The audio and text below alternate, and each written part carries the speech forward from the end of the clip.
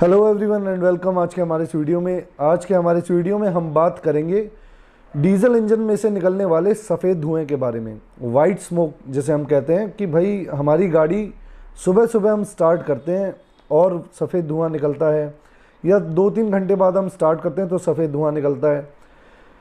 इस वीडियो में हम स्पेसिफिकली बात कर रहे हैं इंजेक्टर्स को लेकर के, क्योंकि वाइट स्मोक के ऊपर ऑलरेडी मेरे 1 या 2 वीडियोस चैनल पे अपलोडेड हैं पहले से ही, लेकिन सिर्फ इंजेक्टर को ध्यान में रखते हुए ये वीडियो बना रहे हैं कि इंजेक्टर की वजह से कब कब वाइट स्मोक निकलता है। इंजेक्टर की वजह से वाइट स्मोक तब निकलता है जब इंजेक्टर ड्रॉप करता है, इंजेक्टर की नोज़ल ड्रॉप करने लगती है, या फिर इंजेक्टर में कोई इलेक्ट्रॉनिक फॉल्ट आ जाए, या उसके वायरिंग में इशू आ जाए, या इंटरनल कोई पार्ट जाम चल रहा हो, तो इंजेक्टर की वजह से भी वाइट स्मोक आता है।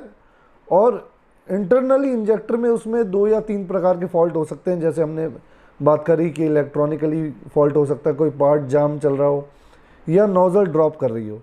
तो इसको हम और प्रैक्टिकली देखते हैं अभी आगे वीडियो में। तो चलिए वीडियो कंटिन्यू करते हैं। हमारे वर्कशॉप का एक एग्जांपल मैं आज आपको दिखाऊंगा। आई होप आपको अच्छा लगे। चलिए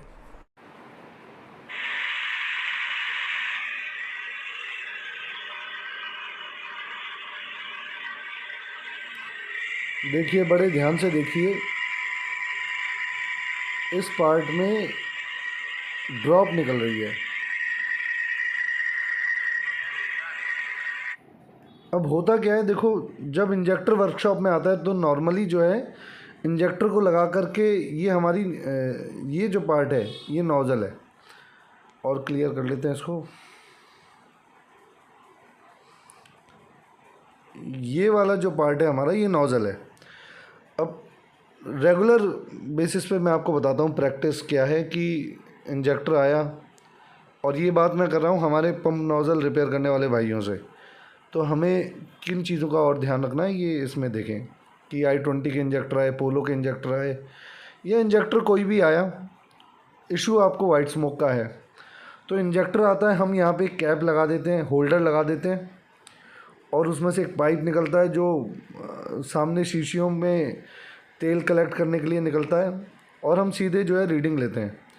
अब ये जो एक एक करके धीरे धीरे ये ड्रॉप आ रही है यहाँ पे इस तरीके से,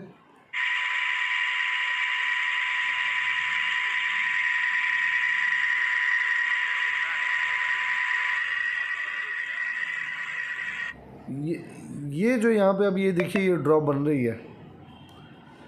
ये ड्रॉप इस नोज़ल की यहाँ पे जो सीट है वो लीक कर रही है। ये कोई कैप लीक नहीं कर रहा है, ये नोज़ल लीक कर रही है। अब इतनी सी लीकेज जब आप होल्डर लगा करके इसकी रीडिंग ले लोगे तो आपको रीडिंग 10 सीसी मान लो आना है, और 10.5 आ जाए तो कोई ज़्यादा बड़ा अंतर नहीं है। 10 और 10.5 में, 10 या 10 और 11 में कोई ख़ास फ़र्क नहीं है। तो कोई भी इस तरफ ध्यान नहीं देगा कि नोज़ल ड्रॉप दे रही है या नहीं दे रही है।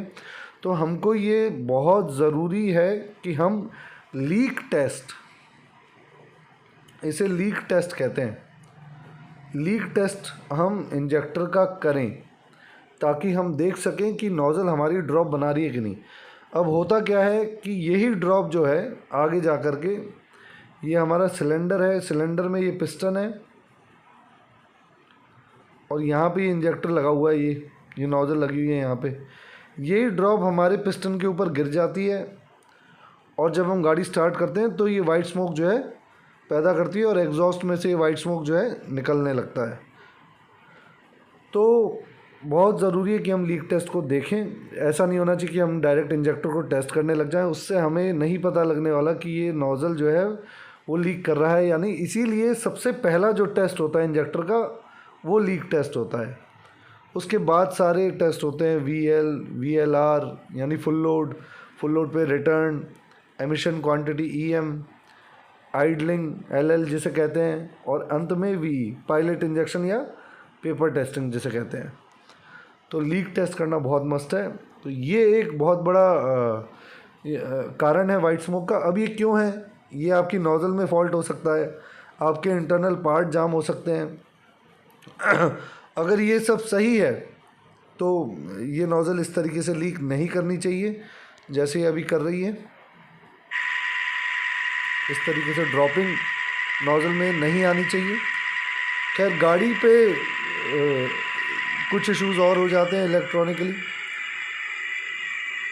कि उसमें करंट सही नहीं आ रहा है, उसको नहीं मिल रहा है पूरा का पूरा करंट, गलत समय पे मिल रहा है वोल्टेज इंजेक्टर को, तो उस वजह से भी आपको जो है वाइट स्मोक की प्रॉब्लम आ सकती है। अब यहाँ पे देखिए ये सारे टेस्ट हैं इसके, leak test, warm test, back, maximum यानी full load, total load, idling और आपका पायलट इंजेक्शन। और अभी इस समय जो है हम लीक टेस्ट यहाँ पे परफॉर्म कर रहे हैं। और लीक टेस्ट में देखिए प्रेशर जो है पूरा है 1600 बार। ये चीज़ मुझे कहाँ जाके दिख रही है, 1600 बार पे।